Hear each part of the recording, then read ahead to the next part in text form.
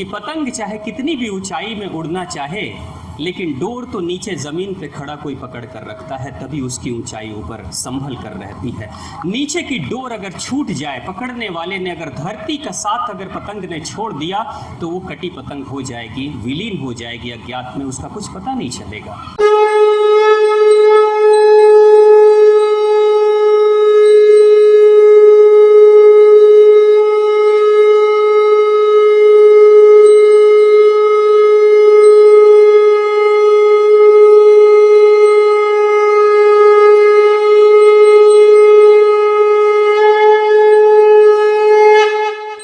ओम श्री कालिके शुभदेवी सूर्यकूट निवासने रक्षमार्त महामाय विश्वरूपे नमस्तुते।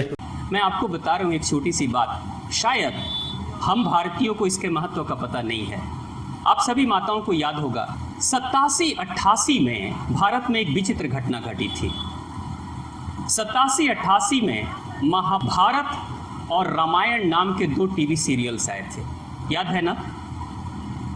जब Ramayan TV serial चलता था तो हालत ऐसी हो जाती थी, मैं बड़े बड़े शहरों को देखा, कर्फ्यू वाली स्थिति हो जाती थी, पूरा कर्फ्यू लग जाता था, यानी सड़क पे एक भी इंसान नहीं, इतना तक कि भिखारी भी नहीं मिलते थे सड़क पर, क्योंकि दान देने वाला जब है नहीं तो भिक्षाटन भी किससे मांगेंगे। हालत ऐसी हो गई, कई लोगों की साइकिलें चोरी हो गई, क्योंकि चोरों के बड़े राज आ गए थे उस समय की। जैसे रात में वो चोरी करने निकलते थे, लेकिन जब रामायण सीरियल शुरू हो जाती थी तो वो दिन में ही हाथ साफ कर लिया करते थे।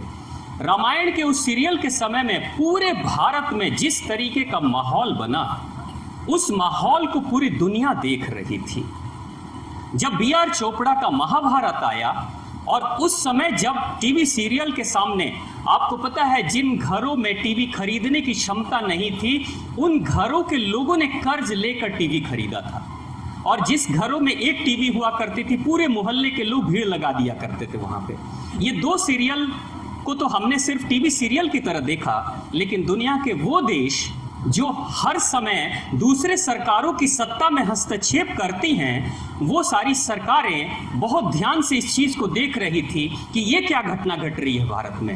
ऐसा क्या हो गया कि श्री राम के नाम से लोग अपनी नौकरी छोड़ दे रहे हैं, दुकानें बंद हो जा रही हैं, इतना तक कि जो शादियां होती थी और शादियों का मुहूर्त लिखा जाता था, कार्ड पे ये छपता था कि रामायण सीरियल के बाद आपको आना है या उसके पहले कोई मुहूर्त होना है। महाभारत सीरियल के पहले या महाभारत सीरियल, ये कार्ड में छपा रहता था। स्थिति आप देख लीजिए, हमारे लिए गौरव की बात थी, लेकिन दुनिया के दूसरे देशों के लिए खतरे की बात थी। मैं एक छोटे से रहस्य की बात बताऊं, पूरी दुनिया में जितनी बड़ी आबादी है ना, पूरी दुनिया की आबादी का 20% आबादी सिर्फ भारत में रहती है।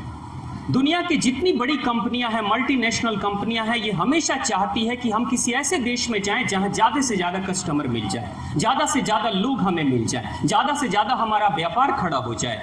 तो जब उन्होंने देखा कि भारत में 20% यानी 80% के लिए दुनिया के 200 देशों में हमें भटकना पड़ेगा, लेकिन 20% के लिए अकेले भारत ही काफी है, तो ऐसे देश चिंतित हो गए थे, वैसी सरकारें चिंतित हो गई थी कि राम जी के नाम से अगर भारतीय ऐसे ही एकत्रित होने लगेंगे तो इस भारत को दोबारा हम कभी गुलाम बना ही नहीं सकते हैं।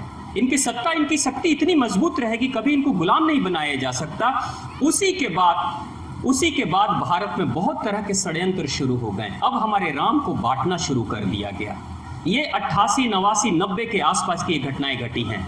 उसके बाद से फॉरेन फंडिंग बहुत सारी शुरू हो गई और भारत में बहुत सारे ऐसे लोगों को खड़ा किया गया, बहुत सारे ऐसे पंथ संप्रदायों को खड़ा किया गया, उनको फॉरेन फंडिंग दी गई कि किसी भी तरीके से राम से लोगों को दूर करो, एकत्रित मत होने दो इन लोगों को, हमेशा ये बटे बटे से रहें। बहुत सारे पंथ खड़े हुए, आप सभी को पता है हमारे समाज में, हमारे हिंदू समाज में, हमारे सनातन समाज में बहुत ऐसे लोग हैं, वो कहते हैं हम राम जी को नहीं मानते, कोई कहता है हम सत्य राम को मानते हैं, कोई कहता है हम रामचंद्र जी को नहीं मानते, हम कहते हैं हम उस राम को मानते हैं। ऐसे 4-4 राम तो मुझे समाज के लोग कह देते हैं कि हम इस राम को नहीं, हम उस राम को मानते हैं। ये सारे के सारे ये षड्यंत्र चल रहे हैं भारत में और विदेशी ताकतें कर रही हैं सिर्फ हमें बांटने के लिए।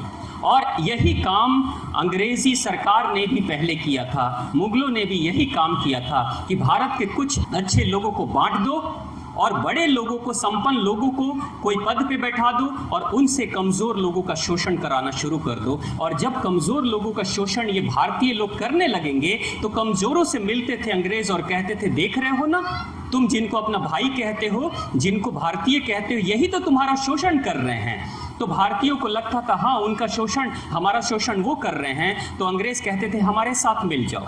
यानी कि एक तरफ समाज को तोड़कर शोषण भी कराया हमारे ही भारतीयों से, और दूसरे तरफ समाज को तोड़कर अपने ही सेना में हमारे लोगों को सैनिक भी बनाया। अंग्रेज सिर्फ 5000 आए थे भारत में, सिर्फ 5000 अंग्रेज आकर पूरे देश पे कब्जा कर लिया था उन्होंने, क्योंकि भारतीय सैनिक हमारे ही सैनिक थे और हमारे ही लोगों को, समाज को तोड़कर इन लोगों को तैयार किया गया था। यही काम दूसरे तरीके से भारत में चल रहा है। ये 90 के आसपास से शुरू हुआ है।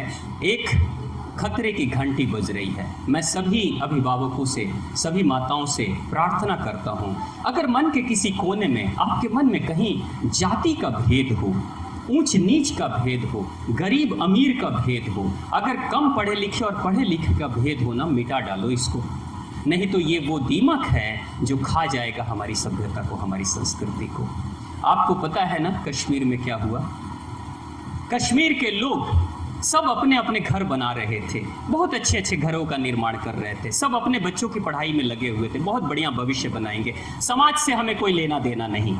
लेकिन हुआ क्या? 90 में उनके चमचमाते घर वहीं के वहीं रह गए और वो सब जाकर शरणार्थी स्थलों में शरण लेकर वो कश्मीरी रह रहे हैं। आप देख सकते हो, समाज एक ऐसा तालाब है जिसके हम सब मछलियां हैं। मछली की उम्र तब तक रहती है जब तक समाज रूपी तालाब जीवित रहता है। जिस दिन तालाब सूख जाएगा उस दिन कोई मछली जीवित नहीं रह सकती है। इसलिए इस तालाब को बचाने के लिए ज़रूर कार्य करिए। समाज के सहयोग के लिए इस तरह का मंदिर का निर्माण, इस तरह के आयोजन हमेशा होते रहें। मन में पवित्र भाव, एकता के भाव, देशभक्ति के भाव हमेशा हमारे अंदर जगे रहे, इसके लिए कार्य करने की ज़रूरत है। नहीं तो विश्व की बड़ी बड़ी सत्ताओं की और शक्तियों की नज़र हमारे ऊपर है, कैसे भी करके भारतीयों को तोड़ डालो। एक छोटी सी वाकया मैं बता दूं। कुछ समय की पहले की बात है, मैं स्वास्थ्य पे काम करता हूं। मैं पिछले 20 वर्षों से एक शोध कर रहा हूं कि क्या एक इंसान बिना एक पैसे खर्च किए हुए स्वस्थ हो सकता है। मेरे पास ऐसे प्रमाण भी है कि गैस की समस्या से लेकर कैंसर जैसी बीमारी बिना एक पैसे के खर्च के ठीक हो सकती है। आपके क्षेत्र में डायबिटीज़ कई लोगों के ठीक हुए हैं बिना एक पैसे के खर्च के। इस पे मैं काम करता हूँ। मैं स्वास्थ्य के प्रति और स्वास्थ्य के प्रति जागरूकता के लिए मैंने एक संस्था से संपर्क किया था, हिंदू संस्था से संपर्क किया। पता है मुझे सुनने में क्या आया? वो संस्था मुझे क्या कहती है, खबर जो मुझे मिली, वो संस्था क्या कहती है, आप हमारी संस्था में नहीं आ सकते। मैंने कहा क्यों? इसलिए नहीं आ सकते क्योंकि आप हमारी संस्था से दीक्षित नहीं हो। मैं हिंदू हूं, वो हिंदू संस्था है, लेकिन उस संस्था में मैं नहीं जा सकता क्योंकि मैं उस संस्था से दीक्षित नहीं हूं। क्या कर रहे हैं हम? अपने अपने बाड़े बनाकर बैठे हुए हैं, अपने अपने आश्रमों को खोल दिया है, अपने अपने शिष्यों की भीड़ खड़ी करके बैठे हुए हैं और अपने लोगों को तोड़ रहे हैं। नहीं, हमारा पंथ अलग है, हमारी विचारधारा अलग है, हमारे देवता अलग हैं, हमारे देवी अलग हैं, सब हम अलग अलग हैं। ऐसे ऐसे अगर हम भगवान के नाम पे भी बढ़ते रहेंगे तो एक दिन हमारी हालत वैसी ही होगी कि फिर से दोबारा से गुलामी झेलने के लिए हम तैयार हो जाएंगे। धर्म अगर एकत्रित आपको नहीं कर रहा है, धर्म अगर आपको मजबूत नहीं कर रहा है, तो धर्म दीमक है और वो खोखला कर रहा है और खा रहा है। अगर मंदिर में आकर आपका मन पवित्र नहीं हो रहा है तो वो मंदिर नहीं है, वो कुछ और है जो मंदिर का कार्य नहीं कर रहा है। ये मंदिर, ये स्थान, ये पूजा असली ऐसी होनी चाहिए जहाँ पे बिगड़े हुए मन को भी पवित्रता के भाव जागृत हो सके और इंसान पवित्र हो जाए। भारतवर्ष जब गुलाम नहीं था, उससे पहले मंदिर हमारे समाज के बहुत महत्वपूर्ण केंद्र हुआ करते थे। अगर गांव में कोई झगड़े और लड़ाइयाँ होती थी तो मंदिर में लोग आया करते थे। मंदिर के भगवान को ही सरपंच बनाया जाता था और 5 पंच, ग्रामीण पंच मिलकर फैसला कर लिया करते थे और जो भी फैसले हो जाते थे वो सभी को मान्य भी होता था। यानी कि मंदिर के ही भगवान और ग्रामीण मिलकर ही अदालत का भी कार्य कर लिया करते थे। प्रशासन व्यवस्था हमारी ऐसी थी कि मंदिरों से जुड़ा हमारा गुरुकुल हुआ करता था, जहां बच्चों की शिक्षा दिया जाता था। बच्चों को शिक्षित करने का कार्य भी मंदिर के सहयोग से होता था। कुछ मंदिरों की स्थिति तो ऐसी थी दक्षिण भारत में आज भी, चूँकि उत्तर भारत के बहुत सारे मंदिरों को तोड़ा गया गुलामी के दौरान, लेकिन दक्षिण भारत के बहुत सारे मंदिरों को बड़े बड़े राजा महाराजाओं ने बनाया था अपने खजाने को सुरक्षित रखने के लिए। क्योंकि जिस जगह पर पहले चूंकि बैंक नहीं हुआ करते थे, तो जो भी उनके धन दौलत संपदा हुआ करती थी, हीरे मोती जवाहरात, उसको अक्सर राजा मंदिर में ही बनाकर रखते थे तिजोरियों में, और देवता को ही मान लिया जाता था कि यही जो देवता है इस मंदिर में स्थापित, यही सुरक्षा प्रदान करेंगे।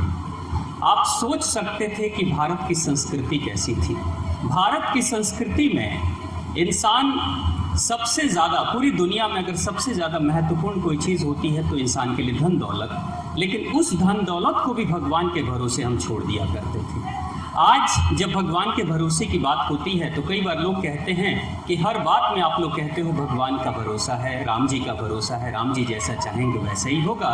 बेटी की शादी करनी है तो राम जी कराएंगे, बेटे की पढ़ाई करनी है तो राम जी कराएंगे, नौकरी अच्छी लगेगी वो भी राम जी ही कराएंगे, घर में सुरक्षा कैसी हो वो राम जी करेंगे, ये घर भी राम जी का है, और भविष्य मेरा कैसा हो ये भी राम जी, और मरने के बाद हमारी गति क्या होगी वो भी राम जी ही करेंगे। यानी सब जगह पे राम ही राम चल रहे थे।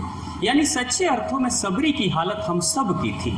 जैसे सबरी अगर बेर भी लेकर आ रही है तो वो राम जी के खातिर, अगर वो घर में झाड़ू लगा रही है तो वो भी राम जी के खातिर, अगर फूल भी चुन कर ला रही है तो वो भी राम जी के खातिर, वो आसन बिछा रही है तो भी राम जी खातिर, वो अगर तालाब से जल लेकर आती है तो वो भी राम जी के खातिर, सुबह जग रही है इसलिए ताकि राम जी आने वाले हैं। तो इस तरीके से हम अपने जीवन में सिर्फ श्री राम की पूजा नहीं करते थे, हमारी पूरी जिंदगी राममय हुआ करती थी। और आज उसी का नतीजा है कि विश्व के जितनी बड़ी संस्थाएं हुई हैं वो सब के सब आश्चर्यचकित हैं। विश्व में लगभग इस धरती पर 40 सभ्यताएं हुआ करती थी। 40 सभ्यताओं में आज की तारीख में लगभग 39 सभ्यताएं खत्म हो चुकी हैं पूरी तरीके से। सिर्फ एक सभ्यता, भारत की सभ्यता, भारत की संस्कृति, सनातन सभ्यता बची हुई है। इसको लेकर दुनिया के देश आश्चर्य कर रहे हैं कि ये सभ्यता कैसे बची है। इस सभ्यता के बचने के पीछे जो सबसे महत्वपूर्ण कारण एक है, हमने अपने जड़ों को कभी नहीं छोड़ा।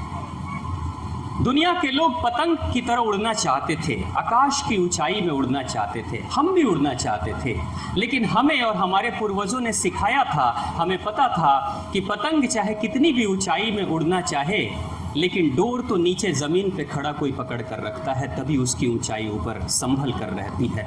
नीचे की डोर अगर छूट जाए, पकड़ने वाले ने अगर धरती का साथ अगर पतंग ने छोड़ दिया तो वो कटी पतंग हो जाएगी, विलीन हो जाएगी अज्ञात में, उसका कुछ पता नहीं चलेगा। दुनिया की बाकी सभ्यताओं ने पतंग की तरह उड़ान तो भरी है, लेकिन ज़मीन को यानी प्रकृति को छोड़ दिया उन्होंने, लेकिन हमने नहीं छोड़ा।